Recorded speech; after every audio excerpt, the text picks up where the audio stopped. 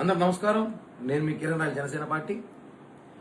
వైసీపీలో కాపులకి స్థానం ఏంటో, కాపుల్ని ఎంత చిన్న చూపు చూస్తారు, కాపు నాయకుల్ని, కాపు మాజీ మంత్రులు కానివ్వండి, వైసీపీలో కాపులకి ఎంత ప్రాధాన్యత ఉందో ఒకసారి మా రోజా మాటల్లో ఉందాం.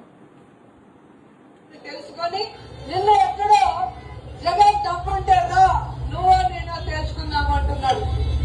జగనన్న దమ్ము ధైర్యం గురించి సోనియా గాంధీని అడుగు, మీ నాన్న చంద్రబాబు నాయుడిని అడిగితే తెలుస్తుంది. నారా లోకేష్ కూడా ఈ సందర్భంగా తెలియజేస్తున్నా, నీకు జగనన్న అవసరం లేదు.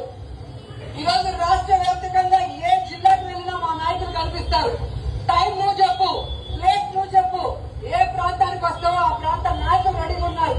అంబటి రాంబాబు గారిని పంపించమంటారా, కురసాల కన్నబాబు గారిని పంపించమంటారా, పేర్ని నాని గారిని పంపించమంటారా, బొత్స సత్యనారాయణ పంపించమంటారా, లేదా మహిళా నాయకురాన్ని పంపించమంటారా? ఈ మెగా టీఎస్సీ అంటూ దగా టీఎస్సీ చూశారు కదా. ఆస్తులు దోచుకోవడానికి, జగన్మోహన్ రెడ్డి బినామీలు కాపలా కాయడానికి, ఆస్తులు దాచిపెట్టుకోవడానికి, డబ్బు సంపాదించడానికి మాత్రం రెడ్లు కావాలి. ఇక్కడ కాపులు మాత్రం రోడ్డుపై తీసుకొచ్చి గొడవ పడడానికి అంబటి రాంబాబు, పేరి నాని, బొత్స సత్యనారాయణ, కన్నబాబు వీళ్ళందరూ ఛాలెంజ్ విసిరి బయటకు వచ్చి గొడవ పడరంట. వీళ్ళు రోజా కానీ, భాస్కర్ రెడ్డి కానీ, కరుణాకర్ రెడ్డి కానీ, మిథున్ రెడ్డి కానీ, ఇంకో రెడ్డి కానీ, సజ్జల రెడ్డి కానీ వీళ్ళందరూ కూడా ప్యాలెస్ లో కూర్చొని ఆస్తులు సంపాదించుకోవాలి. వీళ్ళు అక్కడ కాపలా కాస్తున్న కాపు వైసీపీ నేతలు సిగ్గు లేకుండా ఇప్పటికే చూడండి. మీ మాజీ మంత్రి, మీ సన్నిహితుల రోజా ఏం చెప్పింది, వాళ్ళతో ఛాలెంజ్ అంట, అంటే వాళ్ళని బయటకు పంపిస్తుందంట.